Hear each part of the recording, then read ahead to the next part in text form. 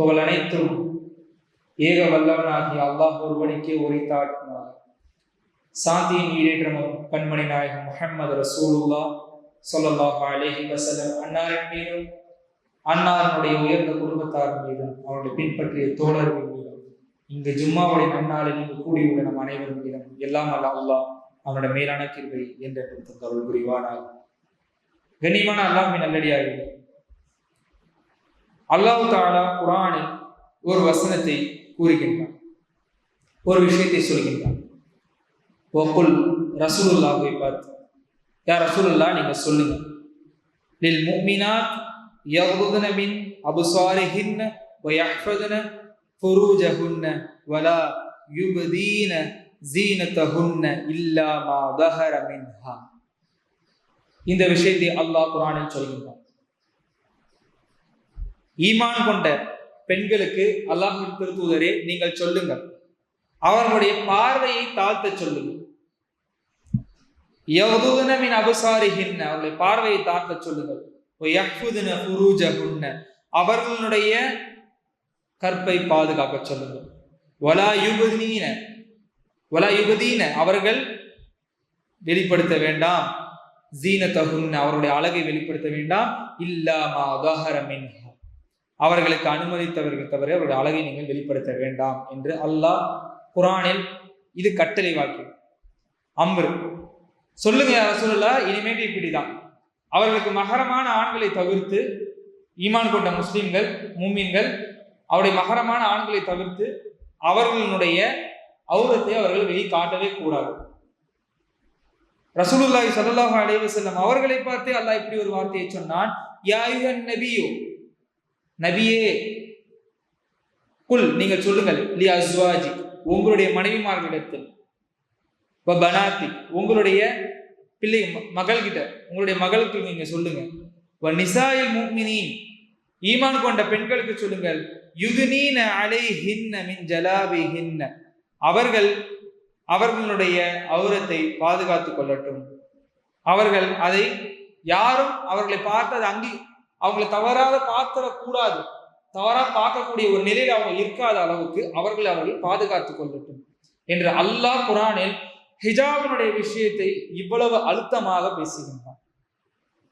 அப்ப ஹிஜாப் அல்லாஹ் ஹிஜாப் அணிந்திருக்கின்றான். அல்லாஹ் ஹிஜாப் அணியவில்லை என்று சொன்னால் நாமெல்லாம் வாழ முடியாது. அல்லாஹ் எதுக்கு ஹிஜாப் அணியது? ரசூலுல்லாஹி ஸல்லல்லாஹு அலைஹி வஸல்லம் அவர்கள் மிஅராஜுக்கு போயிருந்தார்கள்.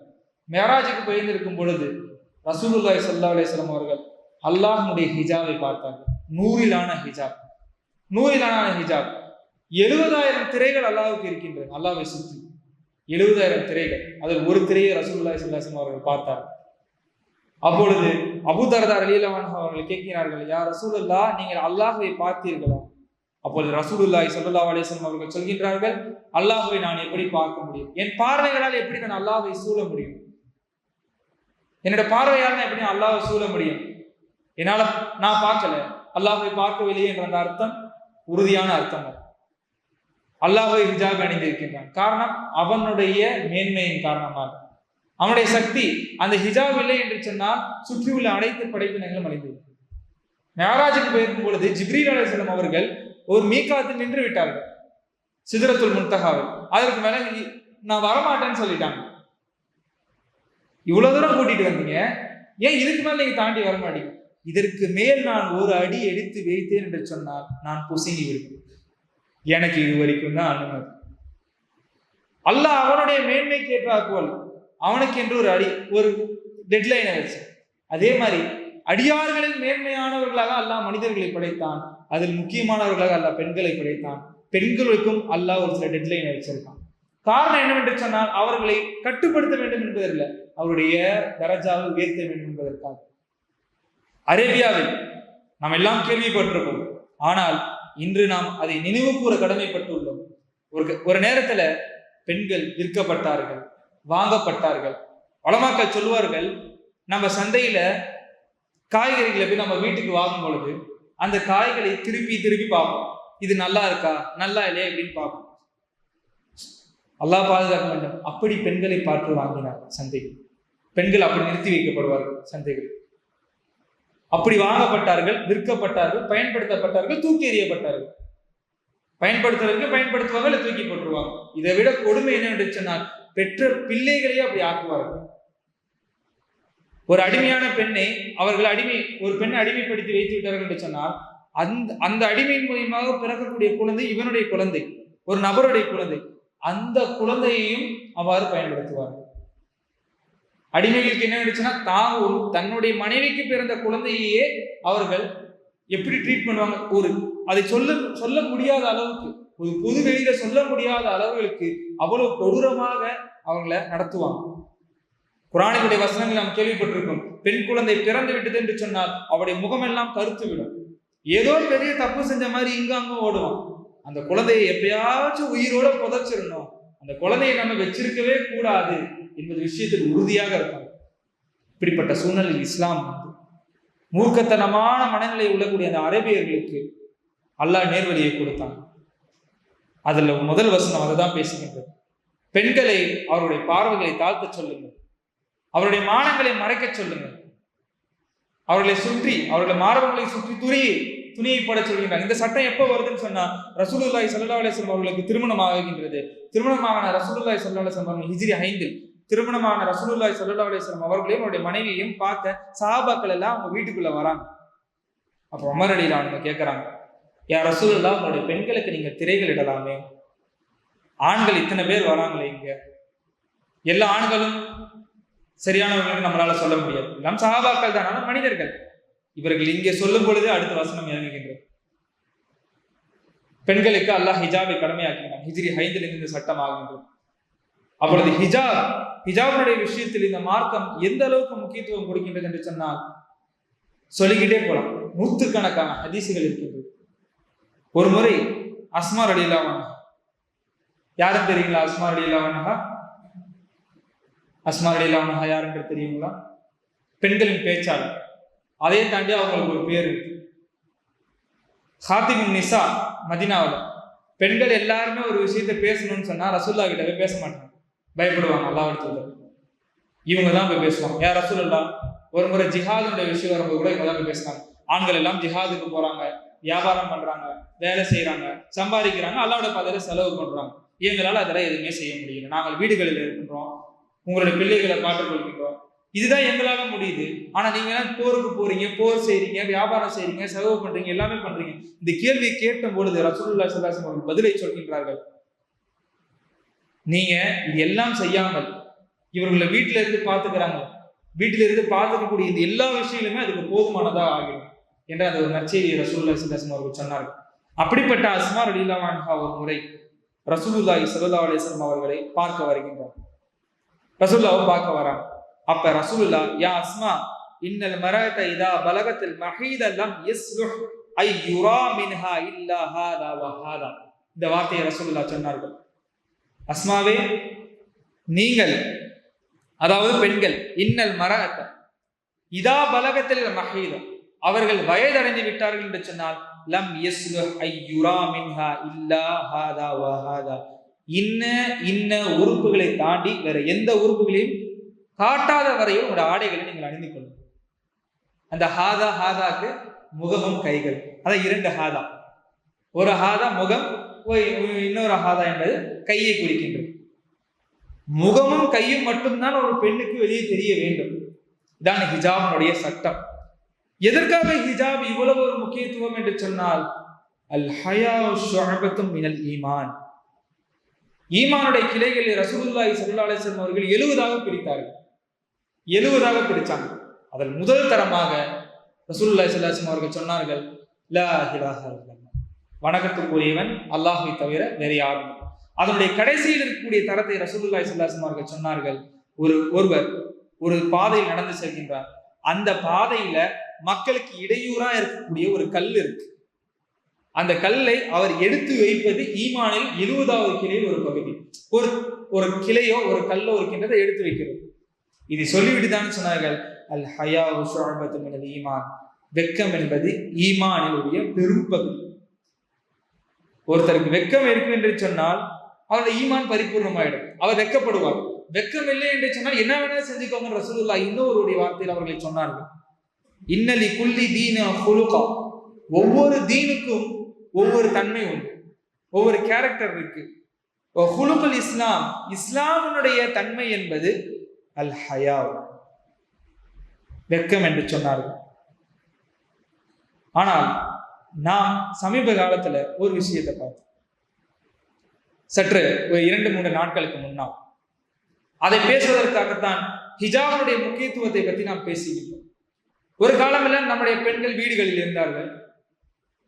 நம்முடைய முதல் தலைமுறையெல்லாம் வீடுகளில் இருந்தாங்க. நம்முடைய அத்தா, நம்முடைய நன்னி, இந்த மாதிரி ஒருத்தர்கள் வீடுகளில் இருந்தாங்க. வீடுகளில் இருக்கும் பொழுது அவர்கள் வீட்டுக்குள்ளேயே இருப்பார்கள். இப்பொழுது நம்முடைய பிள்ளைகள் அவ்வாறு இல்லை, வெளியே சென்றாங்க. போன தலைமுறையில் இந்த வெளியே செல்றாங்க, டாக்டர்ஸா இருக்காங்க, அட்வொகேட்ஸா இருக்காங்க, எத்தனையோ பெரிய பெரிய பதவிகளில் பெண்கள் இருக்கின்றார்கள்.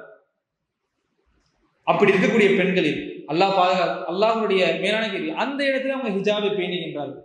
இன்று நம்ம பார்க்கலாம். நீதிமன்றங்களுக்கு போனாலும் சரி, மருத்துவமனைகளுக்கு போனாலும் சரி, மருத்துவர் இஸ்லாமிய பெண்கள் அவங்களுடைய ஹிஜாபை, அவங்களுடைய மாடஸ்டி, அதுதான் எங்களுடைய அங்கீகாரம் என்று அதனோட இருக்க பழகிட்டாங்க. அதனோடய அதை வாழ நம்மளுடைய அரசியலமைப்பு சட்டமா அதுக்கு அனுமதிக்கின்றது. அவர்களும் அதனோடு வாழ பழகிட்டார்கள். அல்ஹம்துலில்லாஹ். இப்படிதான் இந்த சமுதாயம் கொஞ்சம் கொஞ்சமாக வெளியே வந்த பொழுதிலும் இஸ்லாத்தை வெளியே கொண்டு செல்கின்றது. அது எங்களுடைய அடக்குமுறை எல்லாம் எங்களுடைய உரிமை. நீ எப்படி உன்னுடைய அவுரத்தை வெளியே காட்டுவது, ஒரு பெண் தன்னுடைய அவுரத்தை வெளியே காட்டுவது உரிமை என்று பேசுகின்றியோ, அதே போல் என்னுடைய மானத்தை மறைப்பதும் என்னுடைய உரிமை என்று பேசிக் கொண்டிருக்கின்றோம். அதே நேரத்தில் நாடெங்கும் நாம் அதற்காக போராடி கொண்டிருக்கிறோம். உத்தரப்பிரதேசல ஒரு ஹோலி பண்டிகை வந்தா போதும், முசஃபர் நகர்ல பெண்களை பார்த்துடக்கூடாது. சமீபத்தில் நடந்த ஒன்றுதான். முசஃபர் நகரில் பெண்களை வன்கொடுமை செய்தார்கள், ஹிஜாப் போட்ட பெண்கள். பல்கிஸ் பானுவை நாம் மறக்க முடியாது. ஹிஜாப் அணிதான் இருந்தார்கள். ஹிஜாப் அணிந்த பெண்களை வேணுமென்றே தாக்கி அவர்களுக்கு எதிராக செய்யக்கூடியது. சில ஆண்டுகளுக்கு முன்னால் கர்நாடகாவில் நடந்த பிரச்சனை, இதெல்லாம் மக்களுக்குள்ள இப்படியே இருந்தது. நேற்று, அதாவது நேற்று முந்தைய 2-3 நாட்களுக்கு முன்னால் நம்முடைய பீகாருடைய முதலமைச்சர் திரு நிதிஷ்குமார் ஒரு விஷயத்தை செஞ்சாங்க. என்ன அப்படி பண்ணாங்கன்னு சொன்னா, ஒரு ஆயுஷ் பிராக்டிஸ்னர், மெடிசன்ல ஆயுஷ் என்று ஒன்று இருக்கின்றது, அதை பிராக்டிஸ் பண்ண ஒரு பெண் இஸ்லாமிய மருத்துவர் அந்த சர்டிபிகேட்டை வாங்க வராங்க. சர்டிபிகேட்டை வாங்க வரும் பொழுது ஒன்று சர்டிபிகேட்டை கொடுத்து அனுப்பும். உங்களால கொடுக்க முடியலன்னு சொன்னா வேற யாராவது கொடுக்க வைக்கும். சர்டிபிகேட்டை கொடுத்ததுன்னு அனுப்ப வேண்டியது தானே. அந்த பெண்ணுடைய முகத்தில் இருக்கக்கூடிய ஹிஜாபினுடைய ஒரு பகுதியை அவர் தன் கையால் கை வச்சு கையில் இருக்கிறார். உங்களுக்கு யார் இந்த அனுமதியை கொடுத்தது? யார் இந்த அனுமதியை உங்களுக்கு கொடுத்தது? இந்த நாட்டுடைய சட்டத்துக்கு எதிராக அவர் எதுவும் செய்தாரா? இப்ப அவர் முகம் காட்டாதது உங்களோட பிரச்சனையா? ஒரு சமுதாயத்தில் இருக்கக்கூடிய கீழே இருக்க ஒருத்தர் தவறு செய்தால் அந்த சமுதாயத்தினுடைய தலைவர் அவர் அதுக்கு எதிராக பேசணும். அப்படிப்பட்ட பொறுப்பில் இருக்கக்கூடிய ஒருவர் அவரே அந்த காரியத்தை ஆயிரக்கணக்கான மக்கள் பார்த்து கொண்டிருக்கும் பொழுது ஒரு விஷயத்தை செய்கின்றார் என்று சொன்னால் நாம் என்னவென்று அவரை சொல்லுவது? ஒரு சாதாரண ஒருத்தர் செஞ்சா அவரை இப்படி பண்றாரு அப்படி பண்றாரு நம்ம அவர்களை திட்டலாம், விமர்சிக்கலாம். நாடெங்கும் எதிர்கட்சிகள் எல்லோரும் பேசுகின்றார்கள், நடுநிலைவாதிகள் எல்லோரும் பேசுகின்றார்கள். உங்களுக்கு என்று ஒரு சுயமாக ஒரு சிந்தனை வேண்டாமா? பெண்களுக்கு என்று இந்த இந்தியாவில் எத்தனை சட்டங்கள் பெண்களுக்கு சாதகமாக இருக்கின்றது? பெரும்பாலான சட்டங்கள் பெண்களுக்கு சாதகமாகத்தான் இருக்கின்றது.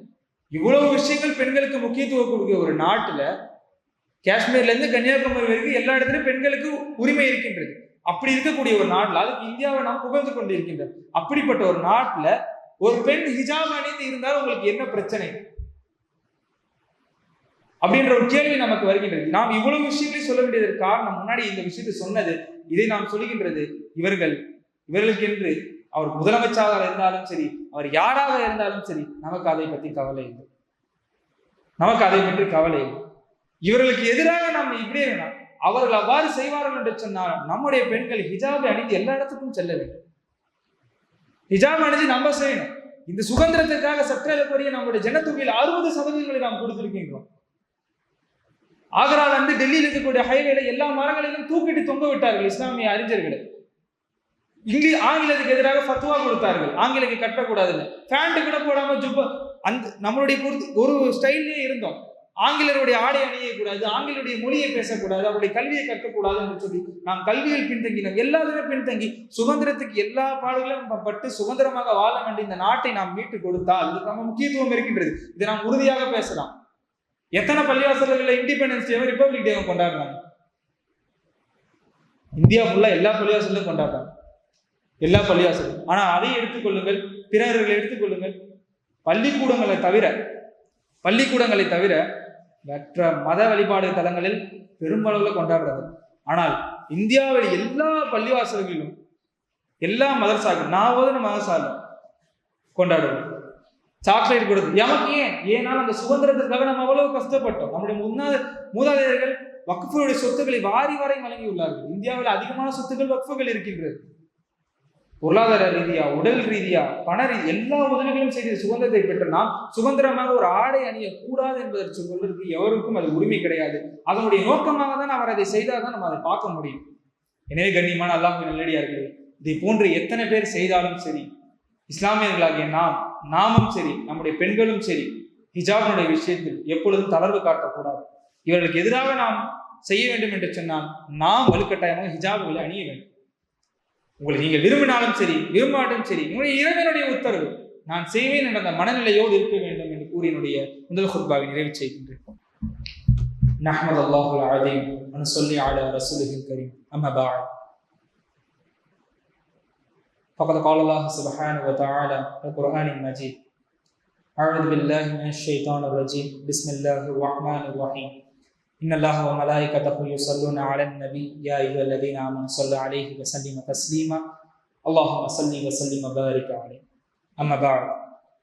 கண்ணியமான அல்லாஹ்வின் நல்லடியார்களே, ஹிஜாபினுடைய முக்கியத்துவத்தையும் ஒரு தலைவனுடைய பொறுப்பிலிருந்து தகுதியற்ற ஒரு செயலை செய்த விஷயத்தையும் நாம் பார்த்தோம். ஆனால் இதே போன்று இந்த அளவுக்கு இது அவ்வளவு பெரிய மோசமான செயலாக இல்லை என்று சில பேர் நினைக்கலாம். ஏதோ ஒரு மனதில் சில பேர் நினைக்கலாம். அவங்களுக்கு நம்ம ஒரு வரலாறை சொல்ல கடமைப்பட்டுள்ளோம். இந்த உலகத்தில் முதல் ஷஹீத் யார் தெரியும்? இஸ்லாத்திற்காக முதல் ஷஹீதான ஒரு பெண் சுமையா ரலியல்லாஹு அன்ஹா. அந்த பெயரை மறந்துடக்கூடாது. எதற்காக ஷஹீதானார்கள் என்று தெரியுங்களா? ஒரு குடும்பமே அல்லாஹ்வுடைய பாதையில் ஷஹீதானது. ஒரு குடும்பமே அல்லாஹ்வுடைய பாதையில் ஷஹீதானது. அம்மா ரலியல்லாஹு அன்ஹா அவர்கள் இஸ்லாத்தை ஏற்றுக்கொள்கின்றார்கள். ரசூலுல்லாஹி ஸல்லல்லாஹு அலைஹி வஸல்லம் ஆரம்பத்தில் தாவா செய்யும் பொழுது அதை பின்பற்றி அவருடைய தந்தை யாசிர் அவர்களும் அவருடைய தாயார் சுமையா அவர்கள், யாசிர் அவர்கள் அரபி அடிமை, சுமையா அவர்கள் எத்தியோப்பியாவை அபிசீனியாவை சேர்ந்த ஒரு அடிமை. இவர் மூவரும் இஸ்லாத்தை ஏற்றுக்கொள்கின்றார்கள். மறைவாக இருந்தது வெளிப்படுத்தியது.